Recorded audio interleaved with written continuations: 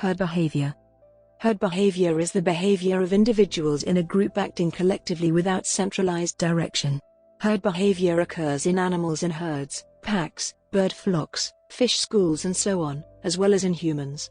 Demonstrations, riots, general strikes, sporting events, religious gatherings, everyday decision-making, judgment and opinion forming, are all forms of human-based herd behavior.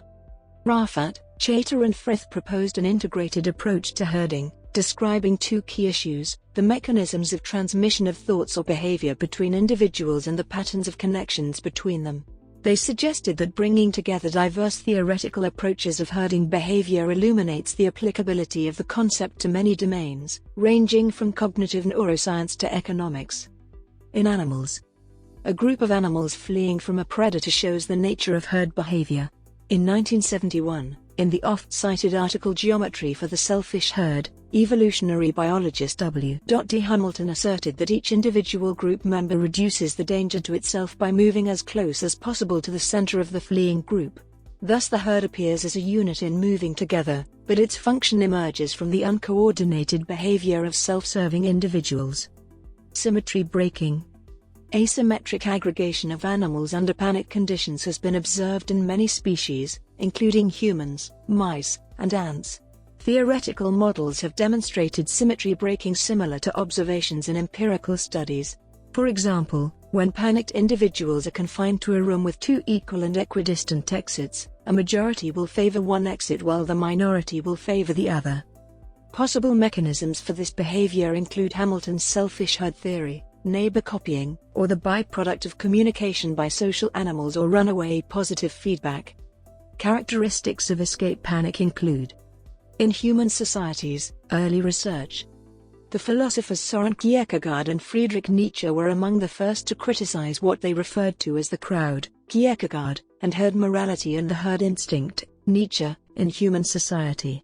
Modern psychological and economic research has identified herd behavior in humans to explain the phenomenon of large numbers of people acting in the same way at the same time. The British surgeon Wilfred Trotter popularized the herd behavior phrase in his book, Instincts of the Herd in Peace and War, 1914. In The Theory of the Leisure Class, Thorstein Veblen explained economic behavior in terms of social influences such as emulation, where some members of a group mimic other members of higher status. In The Metropolis and Mental Life, 1903, early sociologist George Simmel referred to the impulse to sociability in man, and sought to describe the forms of association by which a mere sum of separate individuals are made into a society. Other social scientists explored behaviors related to herding, such as Sigmund Freud, crowd psychology, Carl Jung, collective unconscious, Everett Dean Martin, behavior of crowds, and Gustave Le Bon, the popular mind. Swarm theory observed in non-human societies is a related concept and is being explored as it occurs in human society. Scottish journalist Charles Mackay identifies multiple facets of herd behavior in his 1841 work, Extraordinary Popular Delusions and the Madness of Crowds. In markets and economic situations. Currency crises. Currency crises tend to display herding behavior when foreign and domestic investors convert a government's currency into physical assets, like gold, or foreign currencies when they realize the government is unable to repay its debts. This is called a speculative attack and it will tend to cause moderate inflation in the short term. When consumers realize that the inflation of needed commodities is increasing, they will begin to stockpile and hoard goods, which will accelerate the rate of inflation even faster. This will ultimately crash the currency and likely lead to civil unrest. Stock market bubbles. Large stock market trends often begin and end with periods of frenzied buying, bubbles, or selling, crashes. Many observers cite these episodes as clear examples of herding behavior that is irrational and driven by emotion, greed in the bubbles, fear in the crashes. Individual investors join the crowd of others in a rush to get in or out of the market. Some followers of the technical analysis school of investing see the herding behavior of investors as an example of extreme market sentiment. The academic study of behavioral finance has identified herding in the collective irrationality of investors, particularly the work of Nobel laureates Vernon L. Smith, Amos Tversky, Daniel Kahneman, and Robert Shiller. Hay and Morone, 2004, analyzed a model of herd behavior in a market context. Some empirical works on methods for detecting and measuring the extent of herding include Christie and Huang, 1995, and Chang and Koana, 2000.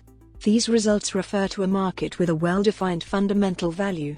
A notable incident of possible herding is the 2007 uranium bubble, which started with flooding of the Cigar Lake mine in Saskatchewan during the year 2006. Economic theory of herding. There are two strands of work in economic theory that consider why herding occurs and provide frameworks for examining its causes and consequences. The first of these strands is that on herd behavior in a non-market context. The seminal references are Banerjee, 1992, and Beekjandoni, Hirschleffer and Welch, 1992, both of which showed that herd behavior may result from private information not publicly shared. More specifically, both of these papers showed that individuals, acting sequentially on the basis of private information and public knowledge about the behavior of others, may end up choosing the socially undesirable option. A large subsequent literature has examined the causes and consequences of such herds and information cascades, as surveyed by Golub and Sadler, 2016. The second strand concerns information aggregation in market contexts. A very early reference is the classic paper by Grossman and Stiglitz, 1976, that showed that uninformed traders in a market context can become informed through the price in such a way that private information is aggregated correctly and efficiently. Subsequent work has shown that markets may systematically overweight public information. It has also studied the role of strategic trading as an obstacle to efficient information aggregation. Herd behavior in social and political contexts. In crowds that gather on behalf of a grievance can involve herding behavior that turns violent, particularly when confronted by an opposing ethnic or racial group. The Los Angeles riots of 1992, New York draft riots and Tulsa race riot are notorious in U.S. history. The idea of a group mind or mob behavior was put forward by the French social psychologists Gabriel Tarde and Gustave Le Bon. Sheeple, a portmanteau of sheep and people, is a derogatory term that highlights the passive herd behavior of people easily controlled by a governing power or market fads, which likens them to sheep, a herd animal that is easily led about. The term is used to describe those who voluntarily acquiesce to a suggestion without any significant critical analysis or research, in large part due to the majority of a population having a similar mindset. WordSpy defines it as people who are meek, easily persuaded, and tend to follow the crowd, sheep plus people. Merriam-Webster defines the term as people who are docile, compliant, or easily influenced, people likened to sheep. The word is pluralia tantum, which means it does not have a singular form. While its origins are unclear, the word was used by W. R. Anderson in his column Roundabout Radio, published in London 1945, where he wrote. Another early use was from Ernest Rogers, whose 1949 book The Old Hock and Bucket contained a chapter entitled We the Sheeple. The Wall Street Journal first reported the label in print in 1984. The reporter heard the word used by the proprietor of the American Opinion bookstore. The term was first popularized in the late 1980s and early 1990s by conspiracy theorist and broadcaster Bill Cooper on his radio program The Hour of the Time, which was broadcast internationally via shortwave radio stations. The program gained a small, yet dedicated following, inspiring many individuals who would later broadcast their own radio programs critical of the United States government. This then led to its regular use on the radio program Coast to Coast AM by Art Bell throughout the 1990s and early 2000s.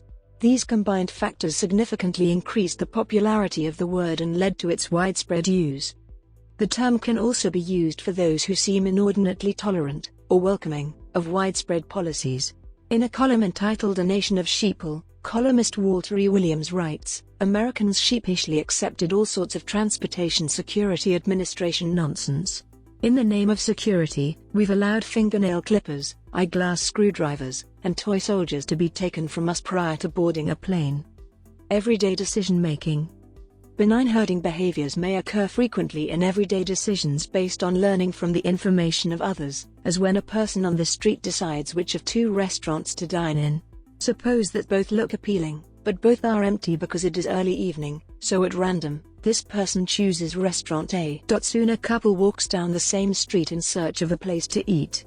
They see that restaurant A has customers while B is empty, and choose A on the assumption that having customers makes it the better choice. Because other passers-by do the same thing into the evening, restaurant A does more business that night than B. This phenomenon is also referred as an information cascade. In marketing, herd behavior is often a useful tool in marketing and, if used properly, can lead to increases in sales and changes to the structure of society. Whilst it has been shown that financial incentives cause action in large numbers of people, herd mentality often wins out in a case of keeping up with the Joneses.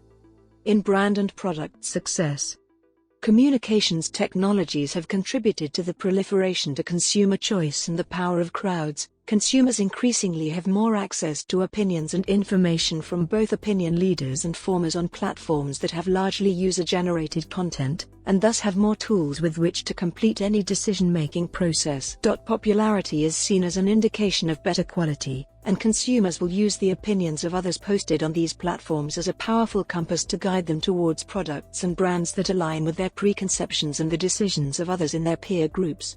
Taking into account differences in needs and their position in the socialization process, Lessig and Park examined groups of students and housewives and the influence that these reference groups have on one another by way of herd mentality. Students tended to encourage each other towards beer, hamburger and cigarettes, whilst housewives tended to encourage each other towards furniture and detergent.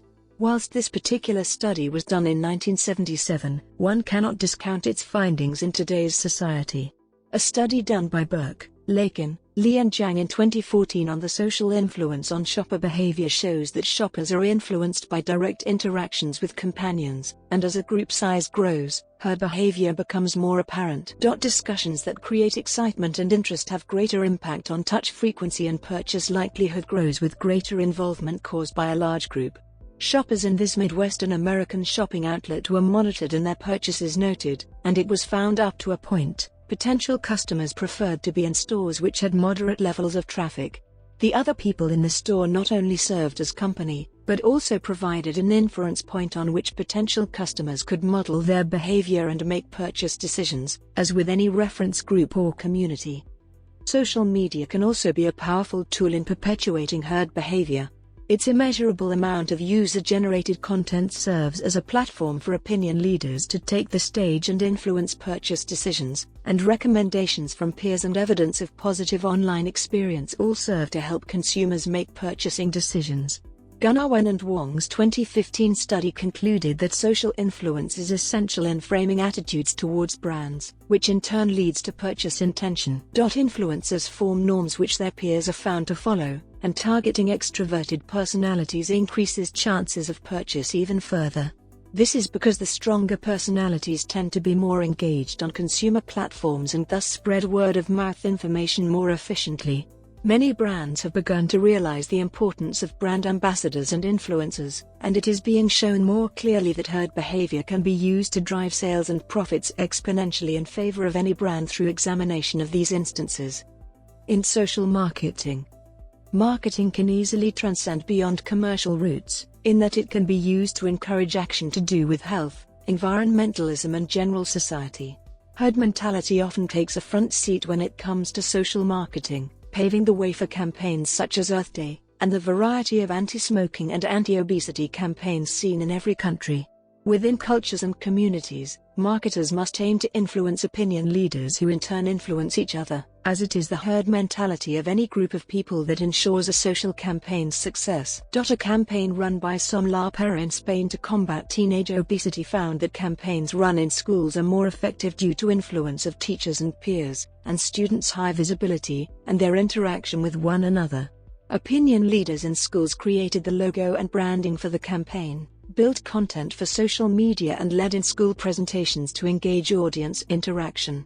It was thus concluded that the success of the campaign was rooted in the fact that its means of communication was the audience itself, giving the target audience a sense of ownership and empowerment. As mentioned previously, students exert a high level of influence over one another, and by encouraging stronger personalities to lead opinions, the organizers of the campaign were able to secure the attention of other students who identified with the reference group. Herd behavior not only applies to students in schools where they are highly visible, but also amongst communities where perceived action plays a strong role. Between 2003 and 2004, California State University carried out a study to measure household conservation of energy and motivations for doing so. It was found that factors like saving the environment, saving money or social responsibility did not have as great an impact on each household as the perceived behavior of their neighbors did. Although the financial incentives of saving money, closely followed by moral incentives of protecting the environment, are often thought of as being a community's greatest guiding compass, more households responded to the encouragement to save energy when they were told that 77% of their neighbors were using fans instead of air conditioning, proving that communities are more likely to engage in a behavior if they think that everyone else is already taking part. Herd behaviors shown in the two examples exemplify that it can be a powerful tool in social marketing, and if harnessed correctly, has the potential to achieve great change. It is clear that opinion leaders and their influence achieve huge reach among their reference groups and thus can be used as the loudest voices to encourage others in any collective direction.